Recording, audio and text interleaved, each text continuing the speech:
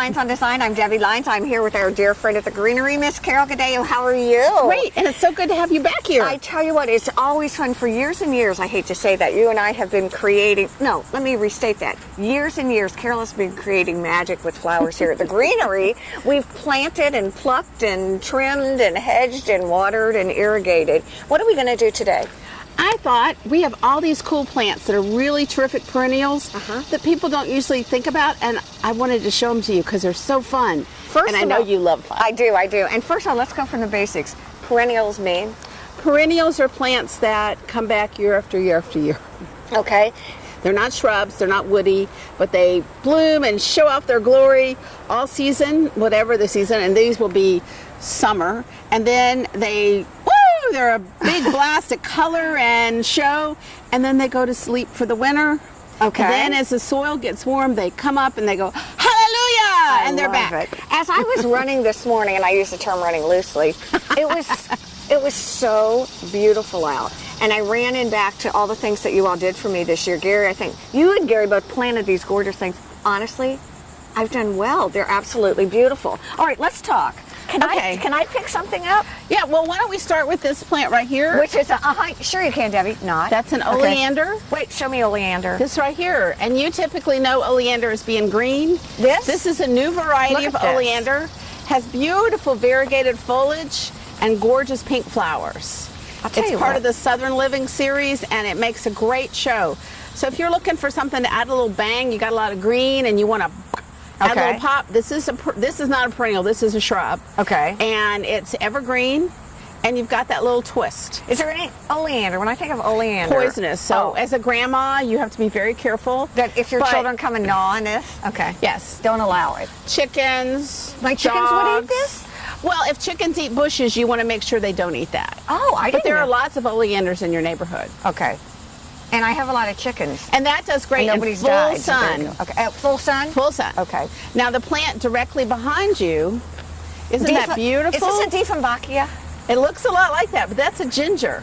Oh. It's a type of ginger, and this is a shade plant. But look at this foliage. Isn't that spectacular? It's gorgeous. It's gorgeous. And if you've got shade and you want to brighten it up and make it happy, this comes up when the soil gets warm, and it blooms, but basically this color is just fabulous. The bloom is about 6 weeks, but this color is just stunning. One of the things that you talk about all the time is not being afraid to mix your greens. Right. In other words, in today's world of plants, there are so many different variations of green, and to put them together is fine. I think you have to kind of play with it, but yes, I think people feel so limited and restricted. Okay. And it's why. You know, people come out all the time and they have deer and they go, I want color, but they're limited. They want to limit themselves to flowers, and deer certainly love flowers. Now look at that flower. Yeah, this is pretty spectacular. Isn't that wonderful? Look at this. Now everybody has hibiscus, but this is a perennial hibiscus.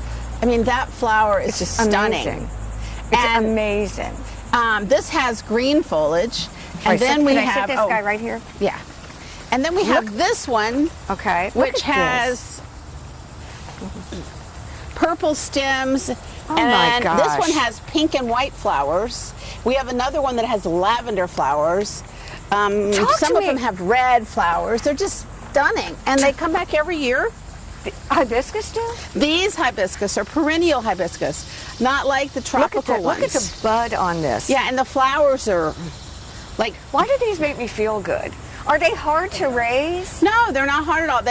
They do like moisture in the soil. And they're not deer proof, but they're not a deer favorite either. Okay.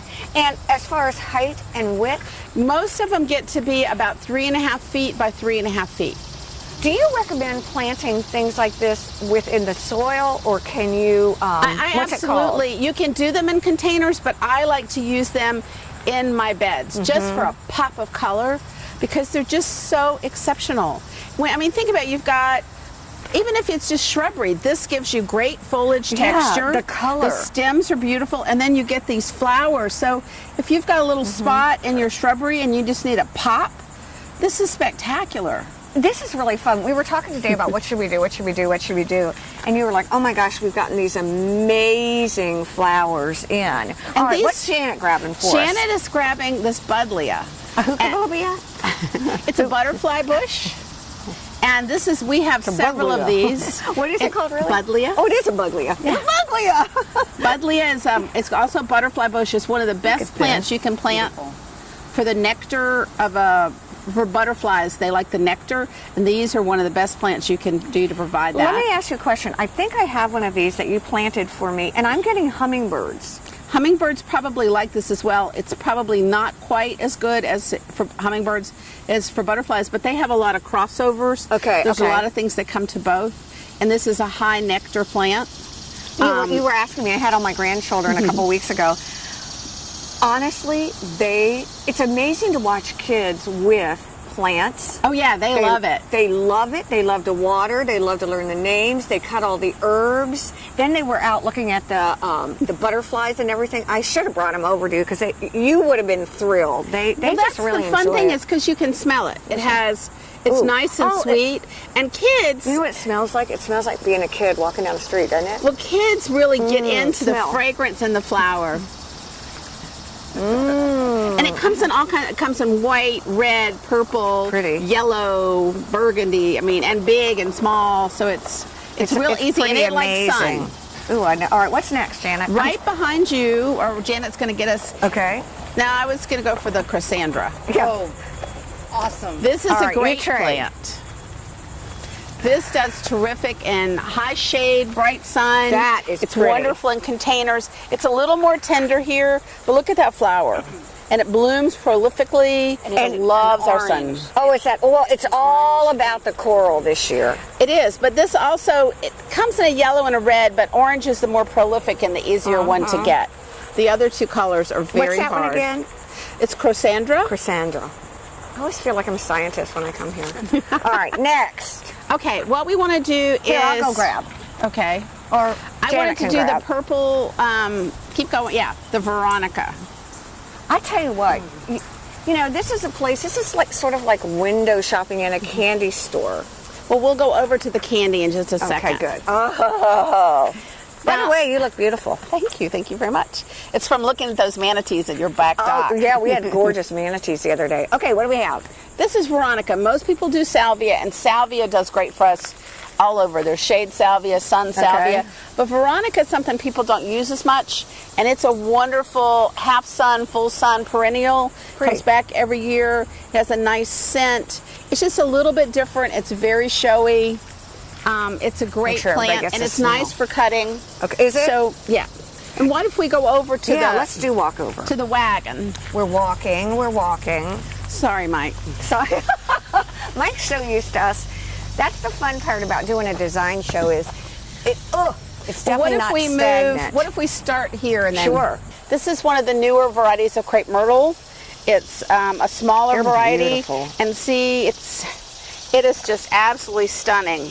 Crepe myrtle is something that I hear about all the time, and when I look at it, I recognize how gorgeous it really is. Well, this one's cinnamon ruffle. I think what gives crepe myrtle such a bad name is that they're a splendid plant if you plant the right plant for the right place. But what happens is people buy varieties, and sometimes unknowingly, that are going to be 25, 30 feet tall and put them where they want an 8-foot plant.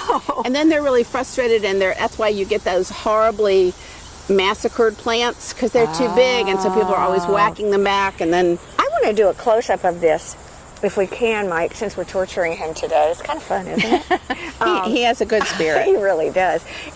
I love the ruffle on it. Yeah, isn't that beautiful? Yes. I mean, it's just stunning. It really, really, really is. I like this. Well, this is one of my very favorite perennials. It doesn't have an easy name. Blue butterflies is probably easy, but this is Clerodendron ugandanense. And I put 2 more clerodendrons in here. Yeah, the blue butterfly. Yeah. This is a fabulous perennial, and for us it's wonderful. Okay. And it has very few problems. It'll do in high shade, part sun, painful sun. It does get large. Did you say painful sun? I did, like skin cancer sun. Yeah, the scary skin. We've only got about a minute left, so pick your poison here. Well, I tell you what. This is pretty. That's a rain lily. And this is a perennial. It's actually native to South Carolina. And when it rains, this is what it does. Isn't that spectacular? Oh my God. Yeah, and everybody could have these. I think you're a YouTube waiting to happen. You're good. Look at now this. Look at this. This is Thyralis. Deer don't eat it. Full sun, part sun, high shade. What's it called? Thyralis or Galphimia. They like to call it lots of things. It sounds like it should be used for high blood pressure, doesn't it? Well, which probably is true with all of these plants. I mean, what a great way to soothe yourself and de-stress. And look how beautiful it is. And it blooms all summer and all fall. Let me speak practically, and then we'll take a break here on Lynes on Design. And you know where we're going? We're going to go with Gary, and we're he's got some great pots. We are. We're going to take kind of a yucky looking outside, and we're going to create what's his we? And Gary is going to create magic for us. But when we come to the greenery, or when we want some of these plants, do you recommend that we come with what information? What helps you? The location you're working on. Okay. The type of soil you have. Okay. What kind of sun you have. Like, is it morning sun, afternoon sun, part sun? Painful sun. I like that. And what access to water do you have? Okay. Those are key elements to help us figure out what plants would work best for you. All right. And it's amazing, most of us don't think, oh, it's sunny out there, it must be sunny. But it's not always the case. Oh, Carol, as always, Janet, thank you. Mike, thank you. All of you out there, thank you. We're going to take a quick break. We'll be back here on Lynes on Design. Thank you for coming. Yes.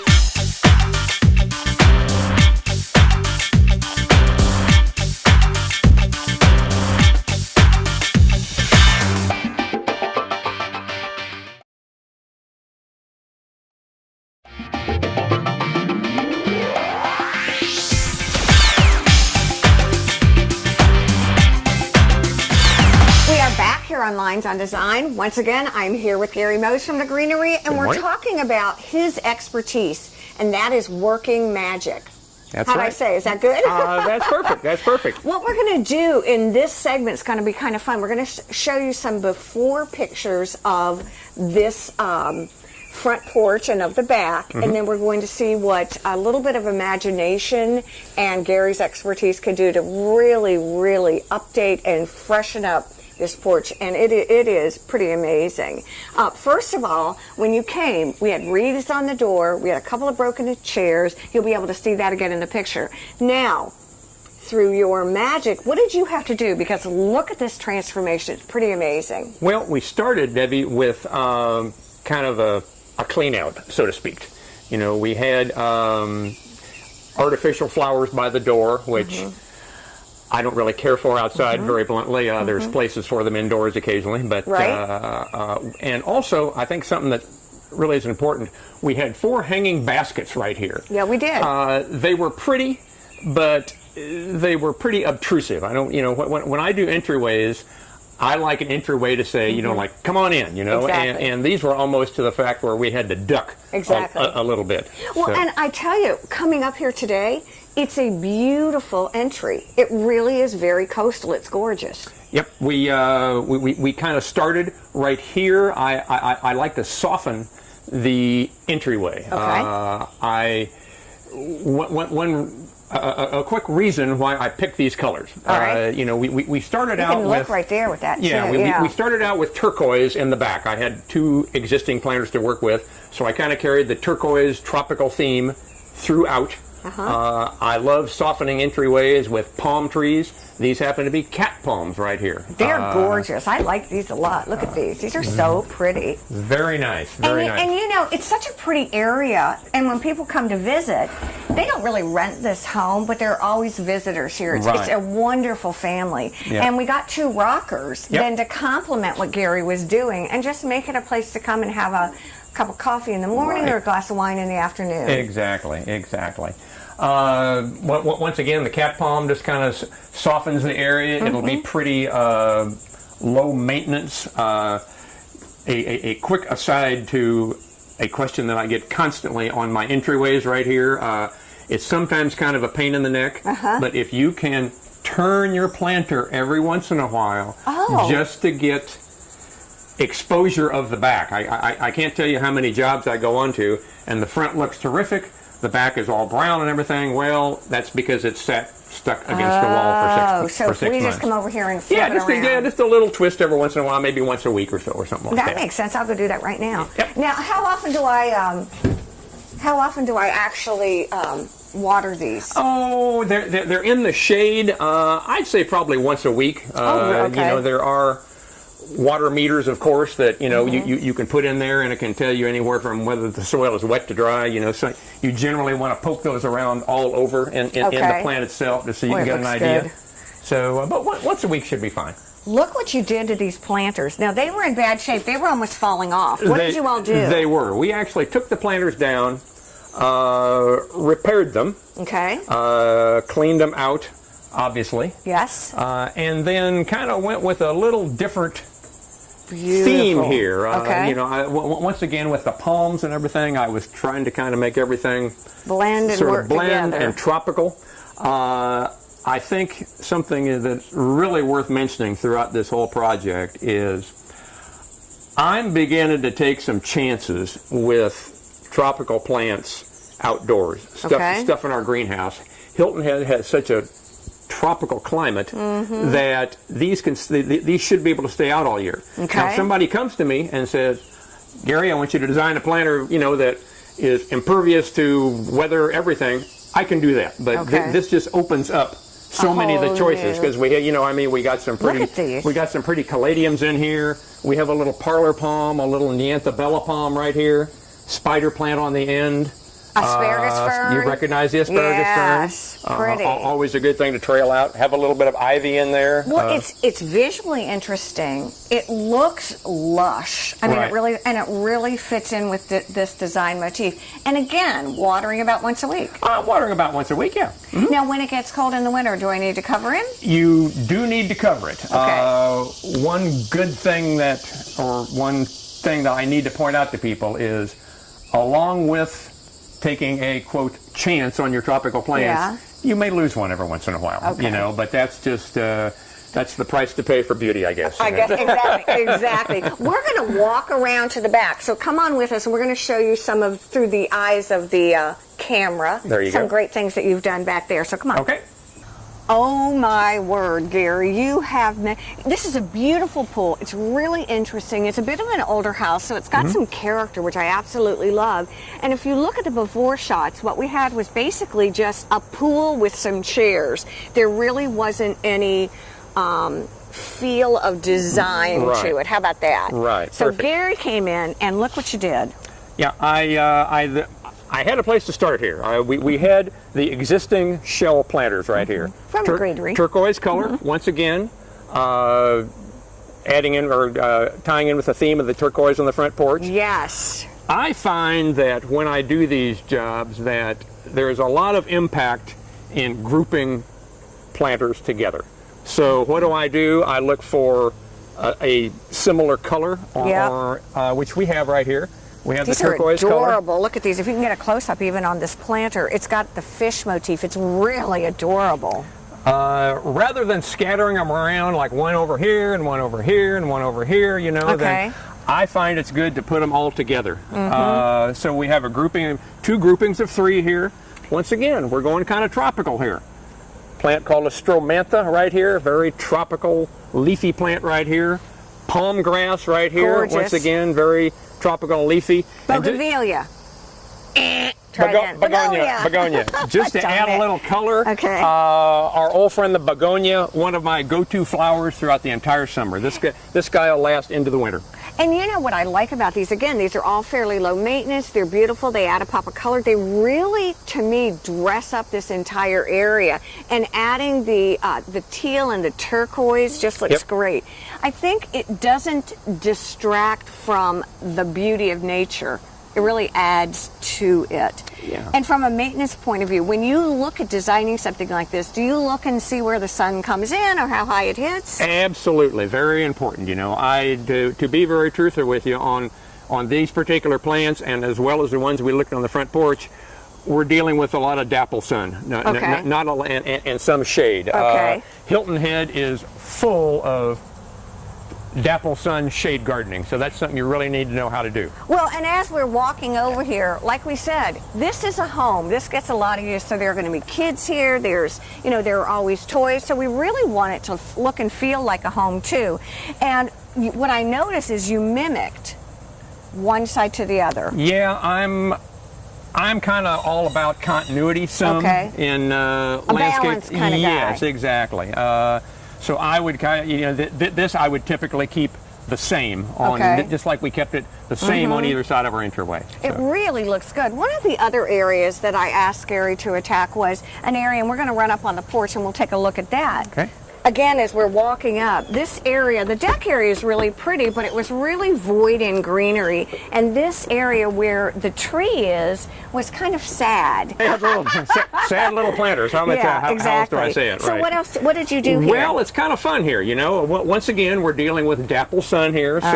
And once again, I'm taking a couple of chances here. Rather than just putting a plain old fern out here, a plain old outdoor fern, we have a calathea here in the middle. It's a common name your folks would know it by would be a prayer plant. Oh, that's so pretty. A couple of really soft plumosa ferns right here.